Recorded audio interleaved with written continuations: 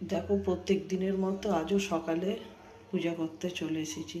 আর তোমাদেরকে তো আমি প্রথমেই বলেছি, যেহেতু মেয়ের এক্সাম হয়ে গেছে তো এখন আমি বাপের বাড়িতে আছি। তো সকালবেলা পুজো করতে এসেছি, আর তার মধ্যে সূর্য প্রণামটা করে নিলাম আগে। আর আমাদের গাছে ফুল হয়েছে কত, তোমাদের সাথে শেয়ার করি ফুলটা। দেখো কত ফুল হয়েছে, হলদে কলকে। আর এই সাদা, দেখো সাদা ফুলগুলো, করবী ফুলগুলো কত সুন্দর লাগছে।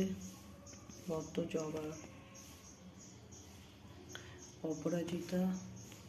আর এই জবাটাও কত সুন্দর, দেখো পিঙ্ক কালারের। লালগুলো ঠাকুরের পায়ের কাছে দিয়ে দিয়েছি, এখনো এই ফুলগুলো দিয়ে সাজাবো বাকি আছে। দেখো কত